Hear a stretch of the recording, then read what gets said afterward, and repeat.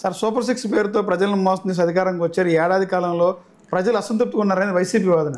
ప్రజలు సంతృప్తిగా ఉన్నారా, అసంతృప్తిగా ఉన్నారా? ఇప్పుడు సూపర్ సిక్స్ మోసంతో రావడానికి ఏదో ఆషామాషికి రాలే. ప్రజల్లో ఎన్ని కష్టాలు, ఎంత మానసిక వేదన, ఎంత వ్యతిరేకత ఉంటే 94% స్ట్రైక్ రేట్తో గెలిపిస్తారు ప్రభుత్వాన్ని. ఇప్పుడు అది కరెక్ట్ కాదు. ఇప్పుడు ఎందుకంటే ఆయన చేసినటువంటి వీళ్ళు ఇచ్చిన హామీల కంటే వాళ్ళు చేసినటువంటి ప్రజా వ్యతిరేక విధానాల వల్లనే ప్రజలకి ఇబ్బంది పెట్టిన దాన్ని అన్ని వ్యవస్థల్ని ఇబ్బంది పెట్టిన దాని వల్లే అన్ని వర్గాలని హింసించిన దాని వల్లనే ఆ ప్రజలందరూ కూడా ఇసుకెక్కి ఓట్లు వేశారు కూటమికి. ఇప్పుడు చంద్రబాబు నాయుడు గారి గురించి కొత్తగా చూసినటువంటి ప్రజానీకం కాదు ఆంధ్రప్రదేశ్ ప్రజలు.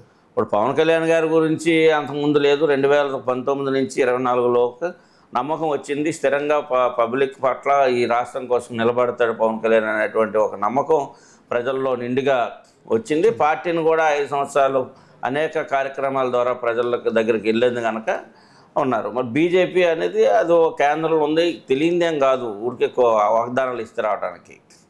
ఆ రోజు వైసీపీ ప్రభుత్వం చేసినటువంటి అరాజకీయాలు, యుద్ధాంశాలు, మర్డర్లు, మానభంగాలు, అన్నిటికంటే ముఖ్యం ఆ యొక్క బూతుల పురాణం, దానివల్ల ఎక్కువ ప్రజలు ఇసుకుపోయారు.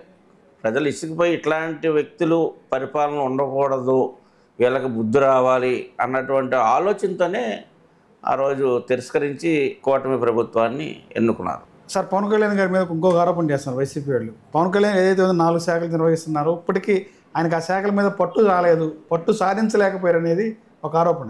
ఏం చెప్తారు? నిజంగా పరిస్థితి ఉందంటారా? ఇప్పుడు ఆయనకి ఏ పట్టు లేకుండా గ్రామ పంచాయతీలు అంత అద్భుతంగా గ్రామ పంచాయతీల్లో సీసీ రోడ్లు, లింక్ రోడ్లు అన్నీ అట్లా చేస్తున్నాడు. ఏ ఇది లేకుండా గ్రామ సభలు నిర్వహించాలన్నటువంటి ఆలోచన ఆయనకి ఎట్లా వస్తుంది? గ్రామ సభలు నిర్వహించాలంటే ఆయన ఏమైనా సర్పంచ్ చేశాడా? ఎందుకు వస్తుంది? గ్రామ సభలు పెట్టాలన్నటువంటి ఆలోచన ఎందుకు వస్తుంది?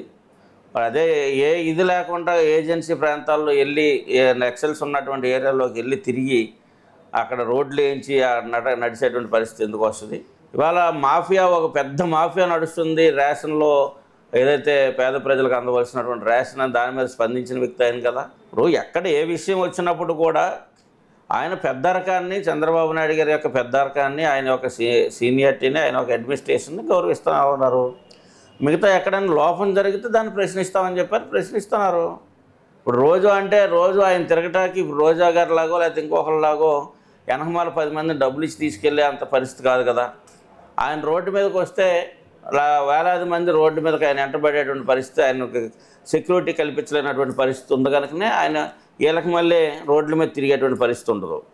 అవసరం వచ్చినప్పుడు అవసరమైనటువంటి సిచ్యువేషన్లో ఆ కార్యక్రమాల కోసం పవన్ కళ్యాణ్ గారు వస్తున్నారు.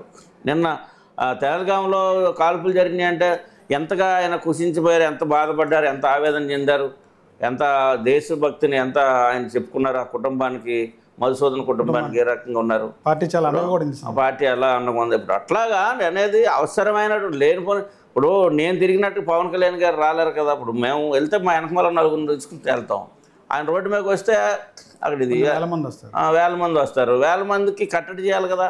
ఇవాళ సీఎం గారు వెళ్తున్నారంటే ఆయనకు ఉండేటువంటి సెక్యూరిటీ అయిన వ్యవహారం ఉన్నాయి. అట్లాగా మనం మాట్లాడేదానికి ఏదో ఒకటి మాట్లాడచ్చు, నరకలేనితో ఏదైనా మాట్లాడచ్చు. అట్లా కాదు, ఉన్న వాస్తవాలు. ఈ సంవత్సర కాలం ప్రజలైతే చాలా ప్రశాంతంగా ఉన్నారు, హ్యాపీగా ఉన్నారు. అంటే కొన్ని సంక్షేమ స్కీములు ఆయన ఉన్నప్పుడు కొన్ని స్కీములు వేరే వేసాడు. అవి రాకపోవచ్చు, అవి రాలేదని ఎవరు. దానికి ముందు ఏంటంటే ఒక సాంప్రదాయ పద్ధతిలో ఒక మంచి ప్రభుత్వం నడుస్తుంది, ఎక్కడ అరాజకాలు లేవు అనేటువంటి పరిస్థితి ఉంది. ఇప్పుడు ఇంకా ఈ గంజాయి ఇట్లాంటి యువత చెడిపోతూ ఉన్నారు కనుక గంజాయి ఇట్లా. మరి బ్యాంజీ షాపులు చూసుకుంటే ఆ రోజున మరి అన్ని చీప్ లిక్కర్ కదా. ఇప్పుడు పేద ప్రజలు, మధ్యతరగతి వర్గాలు మందు తాగుతారు, ఎందుకంటే కష్టపడి సాయంత్రం తీసుకోవాలని ఉంటుంది. మరి చీప్ లిక్కర్ ఇచ్చి వాళ్ళ ప్యానాలతో చెలగట్ట పడుతున్నారు కదా. ఈ రోజు కుటుంబ ప్రభుత్వం కూడా లిక్కర్ మాఫియా పెరిగిపోయింది, బెల్ట్ షాపులు పెరిగిపోయింది చెప్తున్నారు కదా సార్. అంటే ఇవాళ ఏ మందు కావాలంటే ఆ మందు అది తీసుకుంటాకు ఉంది. ఆ రోజు జగన్ గారు పెట్టిన బ్రాండ్లే కదా, ఎక్కడ మందు దొరికే ప్రశ్న లేదు కదా. పొద్దున్నే చెప్పులు లైన్లో పెట్టి, గొడుగులు లైన్లో పెట్టి, అక్కడ బ్యాంజీ షాప్ దగ్గర లైన్లో కూర్చొని ఆ టైం అయితే అయిపోద్దని అక్కడ పని మానేసి వచ్చి అక్కడ కూర్చొని. అంటే ఆ బ్రాండ్లన్నీ తీసేసేమో పాత బ్రాండ్లు ఇచ్చామని కుటుంబ ప్రభుత్వం చెప్తుంది. ఆ బ్రాండ్ల మీద కోటకి 20 రూపాయలు 40 రూపాయలు తీసుకుని బయట ఆరోపిస్తున్నారు. సరే మందు బాబుల ఆరోపణ అనేది ఏంటంటే ఇప్పుడు అన్ని రకాల ఎక్కడో చోట విమర్శ ఉంటుంది లేకుండా అంటే మనం ఉన్న ఈ రోజుకి రేపటికి ఒక రోజు వయసు పెరుగుతుంది కదా, అట్లాగే ఎక్స్పెండిచర్లు కూడా పెరుగుతాయి కదా, అన్ని రకాలకి వాళ్ళ స్టాఫ్ను కల్పించాలి, ఉద్యోగస్తులకి డిఏలు పెరగాలి, అలాగే మనము ఇన్కమ్ జనరేషన్ కూడా చేసుకోవాలి కదా.